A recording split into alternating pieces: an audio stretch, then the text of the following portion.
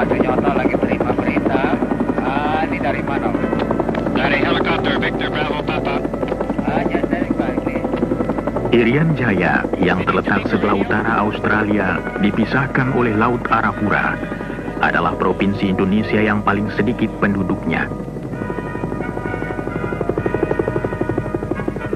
Alamnya keras dan kejam, terdiri dari payau pantai yang meninggi menjadi puncak gunung 4.800 meter tingginya. Pada tahun 1967, Freeport Indonesia datang kemari menambang biji tembaga di tengah-tengah pegunungan Jayawijaya. Pegunungan ini yang terletak hanya 4 derajat selatan Khatulistiwa sejak berabad-abad lamanya ditimbuni salju.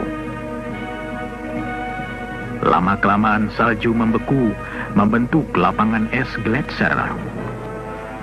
Es ini sama tuanya seperti adat istiadat suku Amungme dan Damal.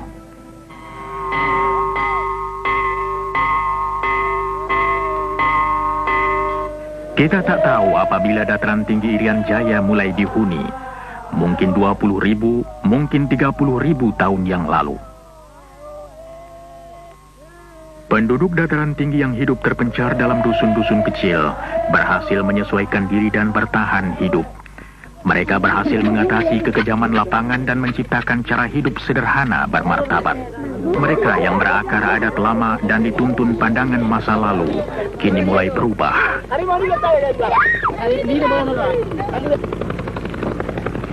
Beberapa penduduk desa mulai sadar akan adanya dunia yang lebih luas. Pada tahun 1981, Gunung Biji Timur mulai menghasilkan biji tembaga yang berkadar tinggi. Pertambangan bawah tanah yang baru melanjutkan rencana eksplorasi dan pengembangan sumber mineral yang dimulai tahun 1967. Penjelajahan pertama Freeport dalam wilayah ini terjadi tatkala Forbes Wilson memimpin sebuah ekspedisi ke pegunungan Jayawijaya. Tujuannya mencari sebuah gunung tembaga, Erzberg, yang ditemui seorang ahli geologi Belanda, Jan Zakdozi, pada tahun 1936. Berdasarkan persetujuan pemerintah Indonesia, Freeport diizinkan mengadakan pengeboran percobaan. Endapan biji diperkirakan 33 juta ton. Freeport memutuskan melaksanakan pengelolaan proyek raksasa ini. Direncanakan untuk membangun 6 wilayah kerja, pelabuhan untuk pengampalan biji, daerah persiapan 18 km di hulu sungai, lapangan terbang 43 km dari pantai, sebuah kota 109 km dari pantai, tempat pengelolaan biji 118 km dari pantai dan tambang 1,5 km ke dalam lagi pada ketinggian 3.600 meter. Untuk menghubungi semua tempat, dibangun sebuah jalan yang 99 km panjangnya, melalui hutan di tanah datar sampai ke daerah puncak gunung. Bagian terakhir dari tempat pengolahan ke tambang berupa kereta gantung. Perencanaan, pembelian bahan dan pembangunan dapat dimulai pada awal 1970. Kemah 1 menjadi tempat bermulanya proyek. Sebelum dapat dibangun basis yang tetap di pedalaman, peralatan dan bahan untuk pegunungan diberangkatkan dari Kemah 1.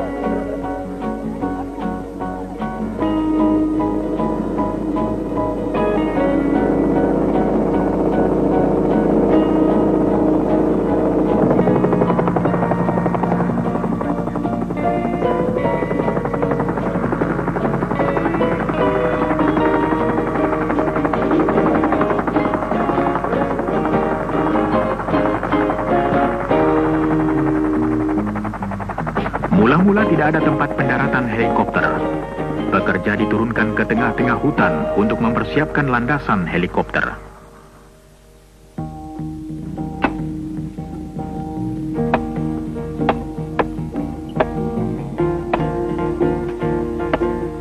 Sembilan belas perkemahan dibangun sepanjang daerah pembangunan, disusul kemah barang menurut kemampuan logistik.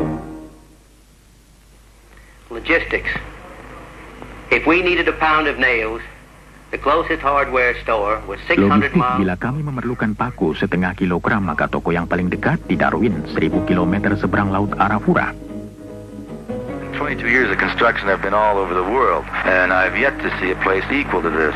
Selama 22 tahun saya bekerja di bidang pembangunan, baru kali ini saya lihat daerah macam ini. Tiap hari hanya 4 jam cuaca baik. Selebihnya hujan, hujan es atau kabut. Usaha kami yang terpenting ialah agar semua tempat mudah dicapai. Seperti itu jembatan gantung yang kami bangun melintasi tebing. Sebelumnya 45 menit untuk sampai. Sekarang cukup jalan kaki 10 menit ke tempat tinggal. Beban paling berat yang dapat diangkut helikopter ialah 800 kg. Dan tim helikopter sangat berjasa dalam usaha membawa barang-barang untuk kami. Inilah satu-satunya cara untuk dapat memulai begitu cepat.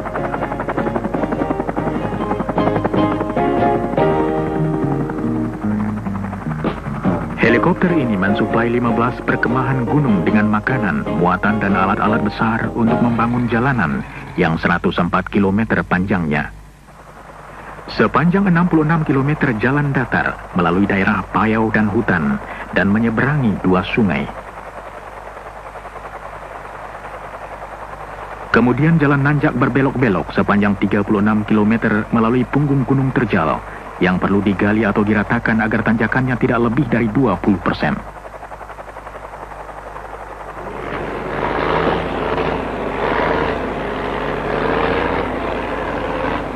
Di tempat-tempat yang terlalu sulit dilampaui terpaksa dibuat terowongan. Yang satu 1.300 meter panjangnya terowongan Hanekam, dan yang satu lagi 800 meter terowongan Zakkam. Konstruksi kedua terowongan seluruhnya ditunjang helikopter.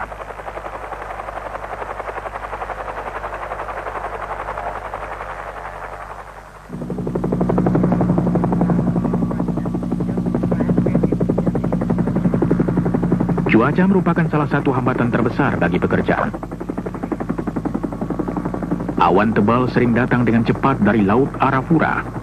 Helikopter yang berangkat dalam cuaca baik tahu-tahu masuk daerah hujan dan kabut hingga terpaksa kembali ke pangkalan.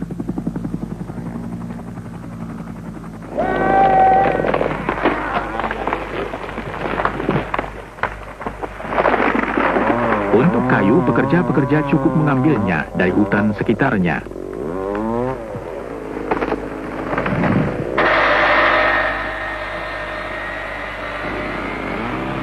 Pohon-pohon hutan yang tinggi ada guna lain untuk membuat landasan jalan. Gelondongan kayu disusun sebagai dasar jalan. Kemudian batu kerikil dituangkan di atasnya menjadi permukaan jalan.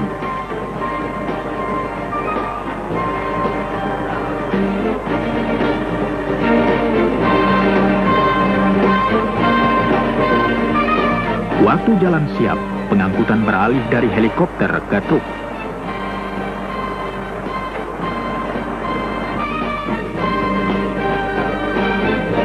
Seluruhnya lebih dari 60.000 ton barang diangkut truk melalui daerah pegunungan, kadang-kadang lebih dari 500 ton per hari. Seringkali truk memerlukan bantuan bulldozer di jalanan pegunungan.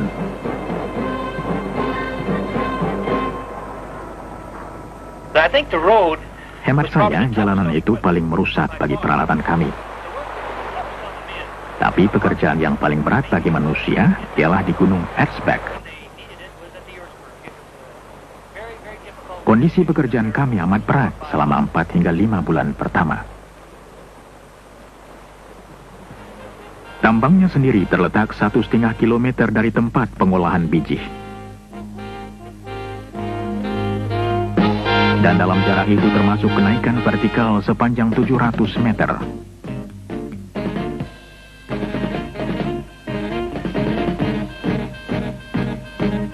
Mula-mula kedua tempat dihubungkan dengan kawat yang mengangkut pekerja dan barang-barang ringan.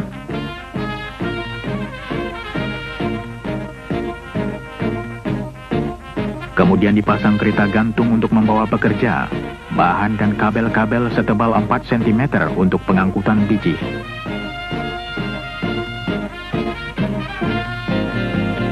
Sistem ini merupakan salah satu rentangan kabel tanpa penyangga terpanjang di seluruh dunia.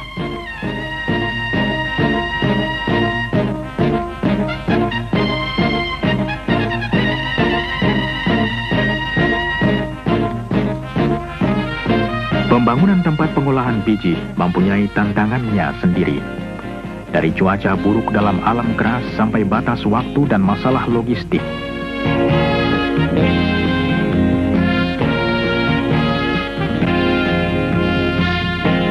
Sebuah pelabuhan baru, Amama Pare, 10 km dari laut di pinggir sungai hampir selesai. Semua fasilitas bandar laut modern harus dibangun. Dari tongkang-tongkang dan tambatannya, sampai alat pembawa barang dan pemuat kapal.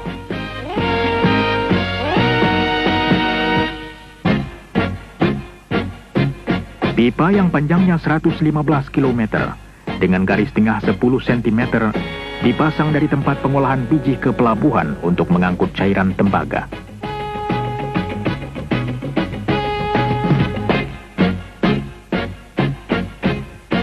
Cairan kental endapan tembaga dalam pipa dipompa mula-mula untuk melewati punggung gunung. Kemudian daya berat membawa cairan ini ke bawah sepanjang 74 km ke pelabuhan. Di tengah-tengah kesibukan operasi awal, pada bulan Maret 1973, sebuah pesawat terbang jet mendarat di Timika. Pesawat ini membawa tamu istimewa Yang Mulia Presiden Soeharto. Bersama dengan pejabat lain, beliau datang untuk meresmikan pembukaan fasilitas penambangan.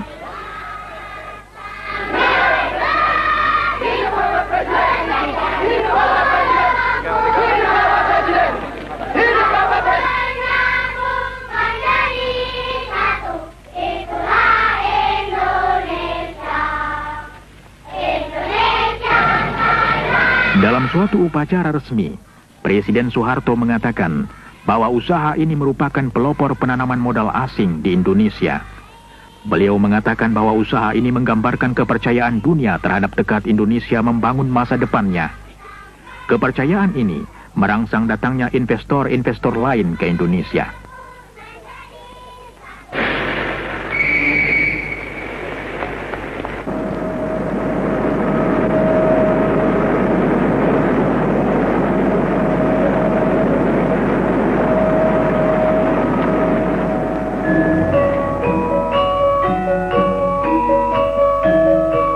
Dalam suatu upacara lain, Presiden Soeharto mendapat hadiah dan beliau membuka selubung batu kenangan kota Tembagapura.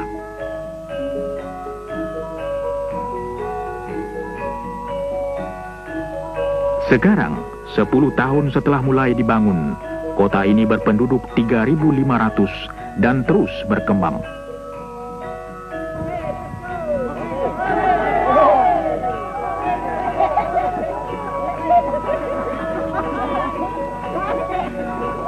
Tembagapura memiliki semua fasilitas kehidupan modern, masjid dan gereja, jawatan pemadam kebakaran, toko, tempat makan, pabrik roti dan kantor perjalanan.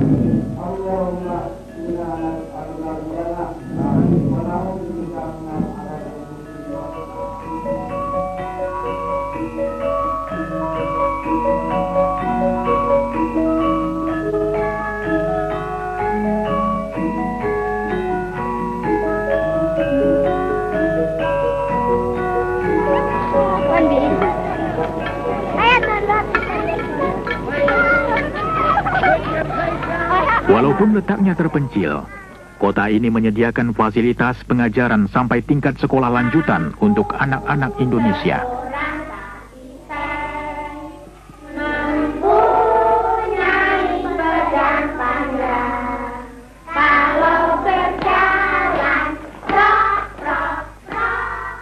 Klinik bayi dan jasa kesehatan lain disediakan untuk pegawai dan keluarga mereka.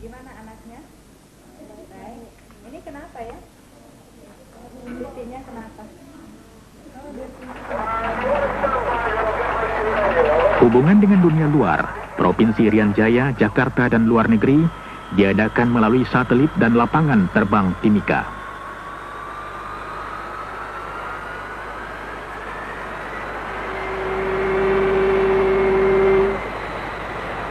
Segala sesuatu harus diimpor, diturunkan dari kapal, dan dibawa dengan tongkang ke PET 11 untuk kemudian diangkut ke daerah pegunungan.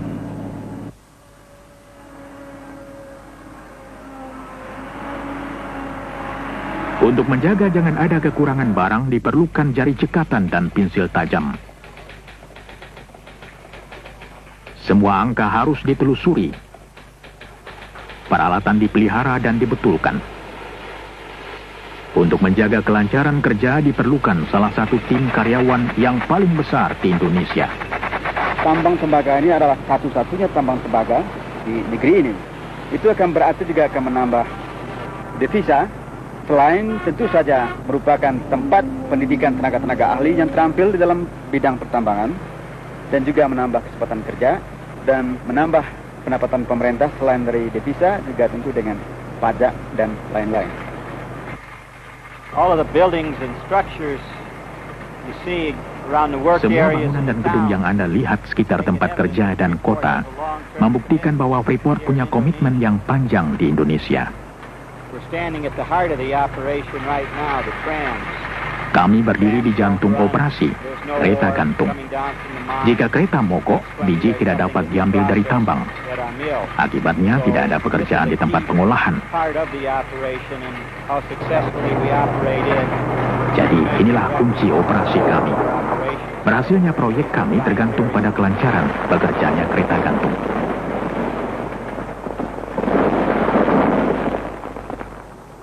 Sejak kami mulai, kereta gantung telah menurunkan seluruh isi Gunung Bijih. Kita mengusahakan tambang tembaga di Gunung Bijih. Dulu pertama kali kita namakan Esberg. Kita telah memproduksi biji tembaga sebanyak kurang lebih 19 million ton.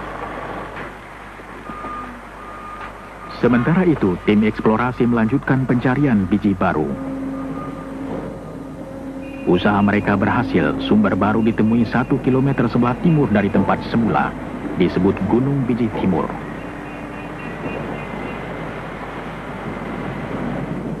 Endapan biji ini ternyata lebih besar dari endapan Gunung Bijih pertama. Tahun 1976 dimulai penggarapan tambang baru. Dalam pembangunan tambang di bawah tanah ini, kami berhasil menyelesaikannya menurut rencana di bawah anggaran belanja dan dengan gangguan sedikit mungkin pada operasi pertambangan terbuka yang berdekatan. Endapan Gunung Bijih Timur beda dengan endapan terbuka terkubur di dalam gunung. Tempat ini adalah tambang tembaga bawah tanah pertama di Indonesia. Mula-mula tidak ada cukup pekerja terampil untuk pertambangan bawah tanah. Tenaga dari luar harus didatangkan. Tugas mereka ganda, mengelola tambang secara profesional dan mengalihkan keterampilannya kepada pekerja Indonesia. That is right position. Yeah. We just rise slowly, right? Raise it real slow. Watch your door.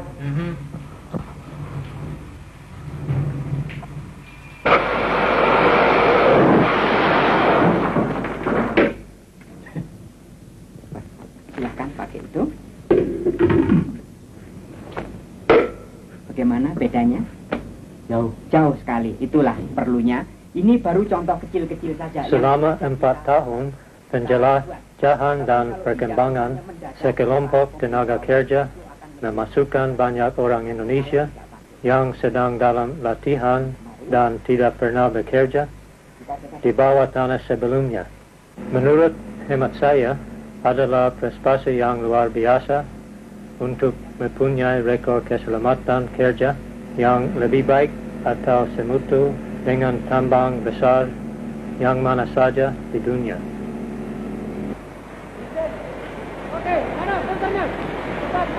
After years of exploration, diamond drilling, planning, development, Setelah bereksplorasi bertahun-tahun lamanya, mengebor dengan indah, merencana dan membangun, kini telah tiba saat produksi tambang bawah tanah.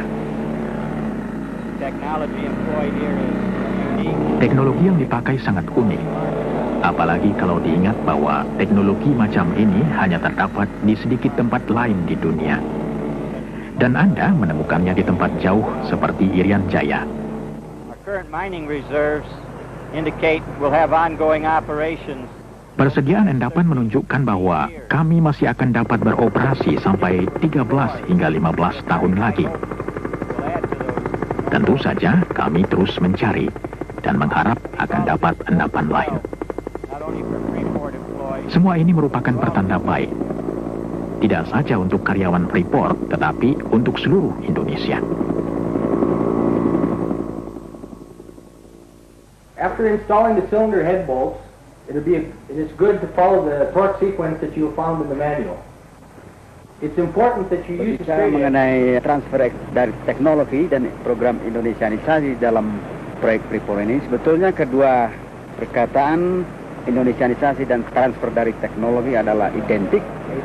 Proyek ini mulai beroperasi dalam akhir tahun 72, di mana sebagian besar masih di posisi-posisi yang penting dipegang oleh ekspatriat. Lebih dari 1,5 tahun yang lalu, semua posisi sudah dipegang oleh tenaga-tenaga ahli dari bangsa Indonesia. Jadi saya berpendapat transfer teknologi dan program Indonesianisasi sesuatu hal yang boleh dikatakan sukses di tempat ini.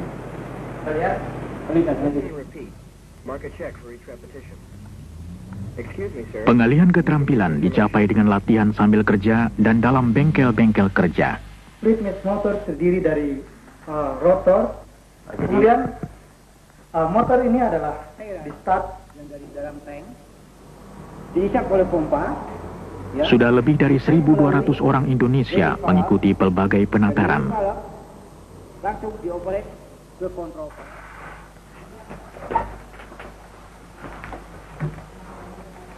Paru-paru kiri dan paru-paru kanan, ya. Keterampilan dan pengetahuan pegawai kesehatan pun ditingkatkan terus-menerus. Tentu mereka tidak bekerja melulu, cukup kesempatan untuk rekreasi. Kemudian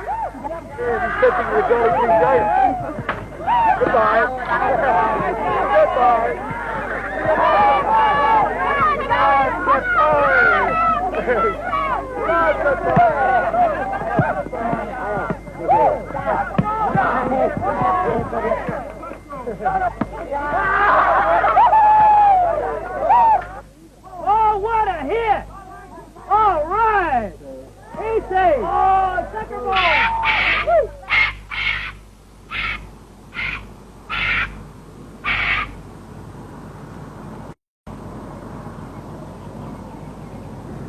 Tembagapura sejuk dan nyaman, tapi hujan tiap hari, curah hujan 500 cm tiap tahun.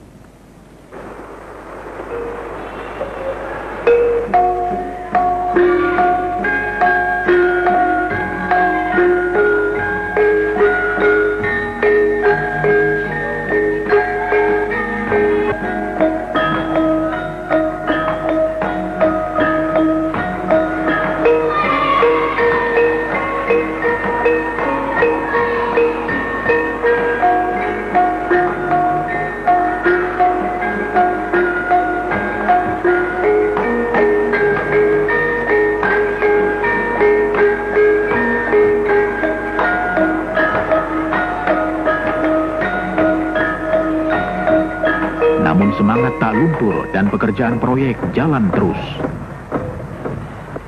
Fungsi daripada government relations adalah sebagai penghubung di antara perusahaan dengan pemerintah, baik di pusat maupun di daerah. Untuk ini kami bekerja sama dengan pemerintah daerah di Fakfak dan Jayapura, serta juga dengan Kementerian Riset dan Teknologi di Jakarta, untuk membuka daerah pertanian yang baru, daerah resettlement yang baru di daerah pantai, di daerah dataran rendah, memberikan pelayanan kesehatan, pendidikan, dan juga bantuan penyuluhan pertanian. Sejak hadirnya Freeport di daerah ini, Freeport telah berusaha untuk meningkatkan sosioekonomik standar dari penduduk setempat di sini. yaitu melalui program pendidikan, program kesehatan, dan ada kesempatan bekerja bagi penduduk asli di sini. Sekarang ini, program bantuan bagi penduduk asli ini sedang disentralkan di Timika dengan satu program bantuan antara pemerintah daerah dan Freeport dengan proyek yang kita sebut Resettlement Project. Di belakang ini kita bisa melihat ada toko berjalan atau mobile store. Freeport menjual setiap minggu kepada penduduk setempat ini bahan-bahan pokok yaitu beras, minyak goreng, sabun dan lain sebagainya untuk keperluan penduduk setempat di sini. Juga di sebelah sana kita bisa melihat ada klinik. Itu kita memberikan pengobatan cuma-cuma kepada penduduk setempat. Ada 3 klinik di proyek ini dengan pelayanan pengobatan cuma-cuma.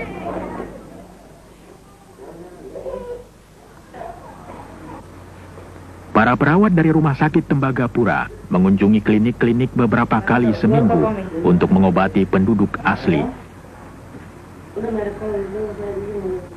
Wanita dengan anak kecil dianjurkan untuk mengikuti kelas khusus untuk perawatan bayi. Suku Damal dan Amungme yang paling banyak berhubungan dengan proyek. Sumber dan lambang kekayaan utama, pesta panggang babi menambah gengsi mereka. Perusahaan membagi-bagi benih pangan baru pada mereka dan mengajar cara bertani yang lebih produktif. Hasilnya, gizi mereka bertambah baik dan untuk pertama kali, hasil pertanian mereka dapat dijual.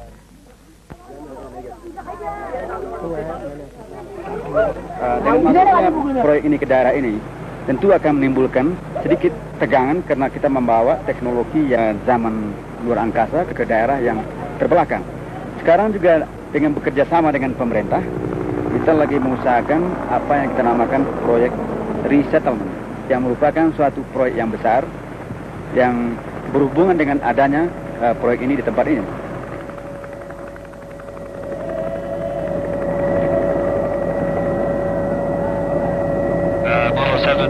Victor Bravo Romeo, we're overhead 74 now, making approach to the Earthspur. Persediaan biji dalam Gunung Bijih Timur diperkirakan dapat bertahan sampai 15 tahun. Untuk mengelola tambang tersebut diperlukan sistem penggalian yang rumit yang disebut block caving.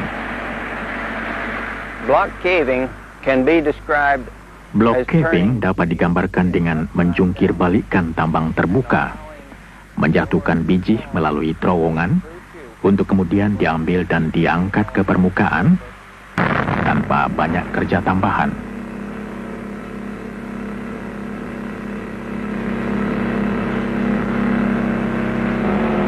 Pekerjaan ini dilakukan sepotong-sepotong. Bagian yang akan dilongsorkan dipersiapkan dulu. Di bawah tempat biji dibuatkan dulu terowongan.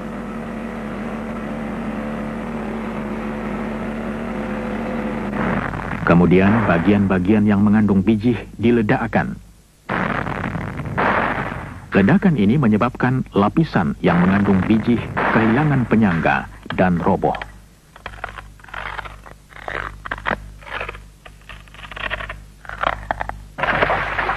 Jatuhnya di terowongan-terowongan yang sudah dipersiapkan.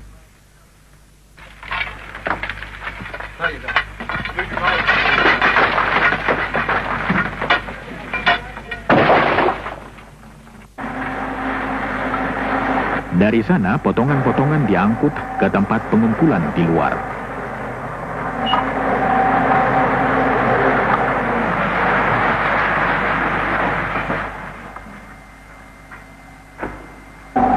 Potongan yang jatuh menyebabkan bagian lain kehilangan penyangga dan terjatuh juga ke dalam terowongan. Serangkaian penghancuran yang teratur dan berencana menciptakan proses pelongsoran terus-menerus.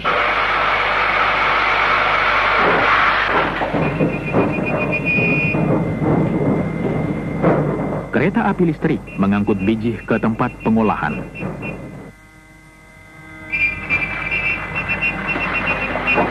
Produksi biji di Gunung Bijih Timur akan meningkat terus, sedangkan produksi tambang terbuka makin berkurang.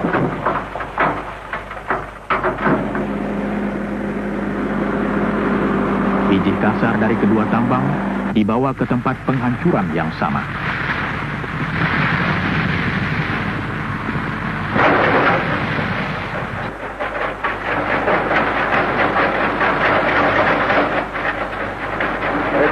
ton of ore that's mined in this project is transported to the concentrator via the tramways you see in the background.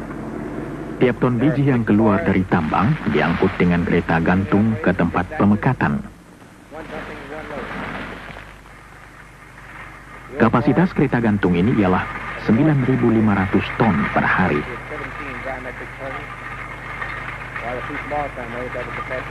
6 kereta bergerak terus-menerus, 1 diantaranya menuang, 1 diisi. Kabel gantung kereta tersebut panjangnya 58 km. Anda dapat mengerti bahwa kesulitan utama ialah memelihara sistem gantung ini. Tiap kabel diperiksa 1 kali seminggu. Hampir tiap bulan ada kabel yang perlu diganti.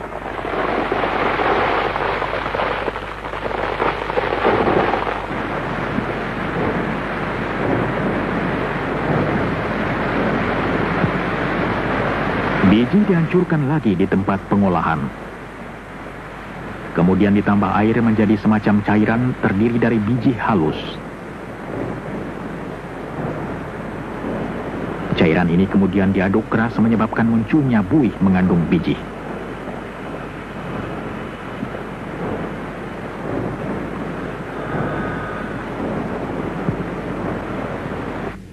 Bahan ini kemudian diperiksa dalam laboratorium untuk menentukan kadar tembaga, emas, dan perak.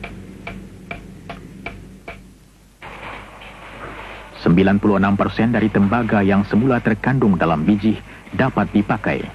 Hasil yang paling tinggi di seluruh dunia.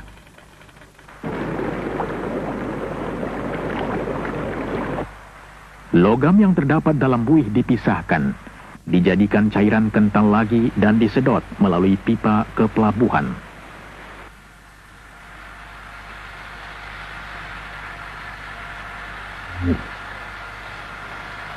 Di sana cairan dikeringkan dan konsentrat siap untuk diekspor.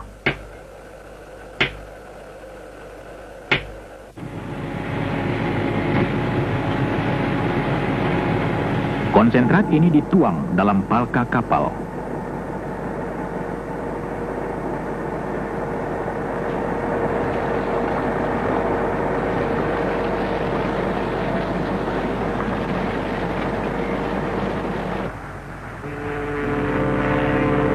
Karena muara sungai Tipuka dangkal, maka kapal hanya diisi sebagian.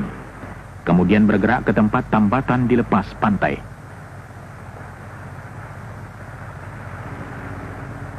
Di sana sisa konsentrat tembaga dipindahkan dari tongkang sampai kapal penuh. Juga Freeport mendatangkan kapal-kapal supply dari Australia yang membawa makanan, plus bahan-bahan pelumas dan onderdil. Kemudian juga dari Singapura sekali sebulan, dan juga kapal tanker yang membawa diesel sekali sebulan. Rata-rata tonnage yang di handle di pelabuhan adalah 6.300 metric tons. Saya datang ke Freeport sini tahun 1974 sebagai Assistant Port Superintendent dan bekerja di Amamapare, pelabuhan. Di Port Said sekarang ini, atau Amamapare sekarang ada 300 penduduk. Di situ juga terdapat masjid, gereja, dan juga sekolah dengan 40 anak murid. Di samping itu juga ada taman kanak-kanak.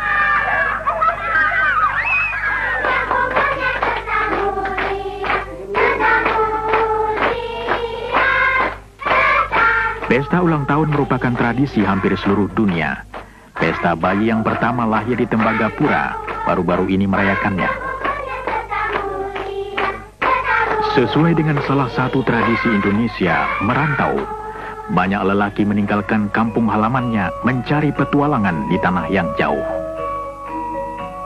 Mereka datang untuk bekerja di proyek tembaga. Tetapi bukan hanya ini usaha mereka. Mereka membawa adat mereka, membangun masyarakat baru, dan memberikan warna baru, hidup dan vitalitas pada tanah jauh ini. Daerah ini betul-betul merupakan suatu daerah Indonesia Mini, karena di daerah ini bekerja orang-orang Indonesia mulai dari Sabang sampai Merauke, dari ujung utara Sumatera sampai selatan daripada Irian Barat.